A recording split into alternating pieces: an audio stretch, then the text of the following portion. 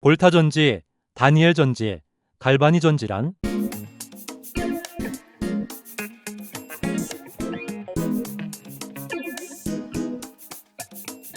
볼타 전지는 인류 최초의 지속 가능한 전류를 흐르게 할 수 있는 화학 전지입니다.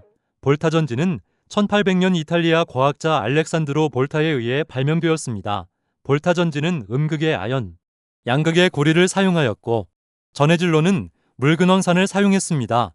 볼타 전지와 유사한 형태의 전지의 기본 구성 요소는 두 금속과 전해질입니다.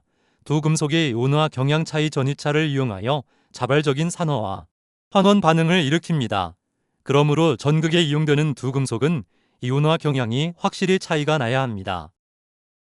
이온화 경향이 큰 금속은 음극 마이너스, 아노드 이온화 경향이 작은 금속은 양극 플러스, 캐소드에 배치됩니다.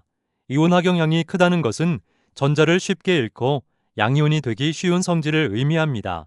전지는 전자가 음극 마이너스에서 양극 플러스로 자발적으로 이동하므로 이온화 경향이 큰 금속이 음극에 배치되어야 자발적인 자연적인 반응을 통해 음극의 전자가 양극의 금속 쪽으로 이동할 수 있게 됩니다.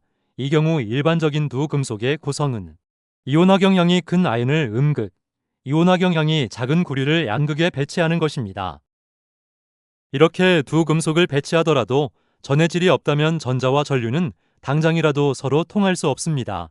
전지는 전자가 한쪽 전극에서 다른 쪽 전극으로 이동하는 흐름인데 이것이 전체 회로를 순환을 해야 하는 구조입니다. 그 역할을 대신 해주는 것이 전해질입니다. 외부 회로로 전자가 이동할 때 내부에서는 이온들이 움직여줘야 전하의 균형이 맞춰져 전류가 계속 흐를 수 있습니다. 전해질의 물리적 구성에는 크게 세 가지 경우가 있습니다. 첫째, 하나의 전해질을 두 전극이 공유하는 방법, 초기 볼타 전지가 해당됩니다. 둘째, 서로 다른 종류의 전해질로 구성되며 중간에 다공막 또는 분리막을 통해 전해질이 어느 정도 통과하게 하는 방법입니다.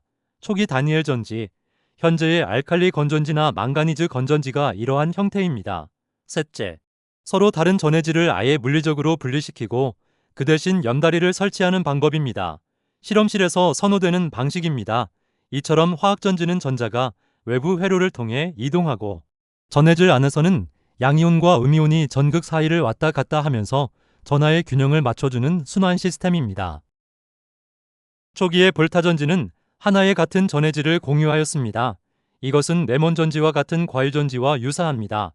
이러한 경우는 구조가 간단하지만 물근원산을 전해질로 사용하는 경우에는 황산에서 나온 수소양이온이 양극 쪽에서 환원되어 수소기체를 발생시키며 양극을 둘러싸면서 전압을 떨어뜨려 효율이 낮아지는 분극 현상이 있습니다.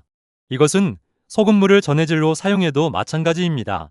물 자체에 수소가 있기 때문에 양극에는 수소기체가 발생합니다. 이러한 볼타 전지의 문제를 해결하기 위해 다니엘 전지가 개발되었습니다. 다니엘 전지는 1836년 영국 화학자 존 프레데릭 다니엘이 발명했습니다.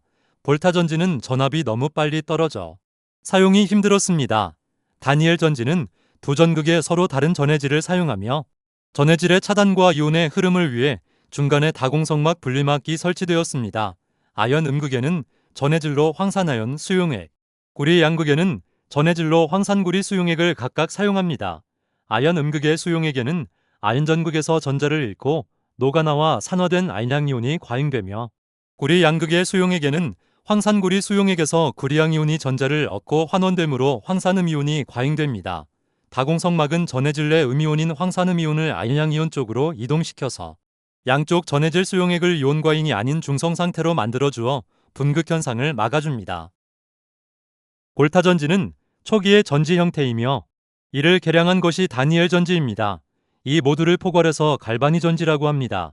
아이러니하게도 갈바니는 이러한 형태의 전지를 만든 적이 없습니다. 갈바니는 이탈리아의 의사로서 1780년 죽은 개구리 뒷다리 근육이 전기 신호에 따라 움직이는 생체 전지의 원리를 발견한 사람입니다. 갈바니는 동물 전기설을 주장했던 사람입니다. 생체 전기의 갈바니는 볼타가 최초의 전지를 만들 수 있게 영감을 준 사람입니다. 갈바니는 동물의 뇌에서 전기가 만들어져 신경을 통해 근육으로 전달된다고 믿었습니다. 얼마 지 않아 볼타 전지가 개발되면서 갈바니의 업적은 무시당했습니다. 그러나 후대에 와서 생체 전기가 점점 엉터리가 아님을 깨닫게 되고, 갈바니의 업적을 기리기 위해 볼타 전지나 다니엘 전지도 모두 갈바니 전지라고 구분 없이 부르고 있습니다. 오히려 갈바니 전지가 화학 전지의 대명사로서 더 큰 개념이 되었습니다. 갈바니의 주장과 유사하지만 현대에 와서는 동물의 뇌에서 전기 신호를 만들기보다는 뇌세포와 신경세포 즉 뉴런이 전기 신호를 만들게 됩니다. 볼타와 다니엘 전지가 금속의 이온화 영향을 이용하여 구리와 아연을 사용한다면 생체 전기인 뉴런은 나트륨양 이온, 칼륨양 이온, 염화 이온을 사용합니다. 밀리볼트 정도의 작지만 진짜 전기 신호를 만듭니다.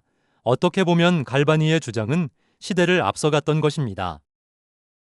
다니엘 전지의 초기 형태는 다공성막을 설치한 것이지만 전해질을 아예 물리적으로 구분시키고 중간에 염다리를 설치한 전지도 넓은 의미에서 다니엘 전지에 포함시킵니다.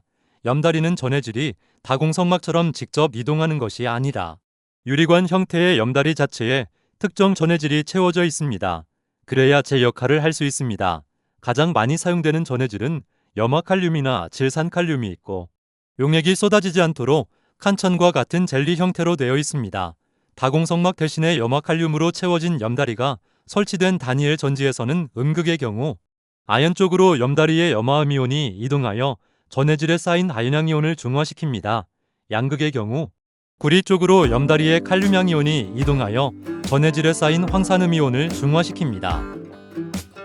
초기 이러한 형태의 전지와 현대에 와서 개발된 전지들은 구성과 형태가 서로 같지는 않지만 재사용 가능한 2차 전지, 그리고 2차 전지의 대명사인 리튬이온 전지, 수소를 연료로 사용하는 수소연료 전지도 결국 화학에너지를 전기에너지로 바꾸는 장치라는 범주에 해당되므로 모두 갈바니 전지에 해당됩니다.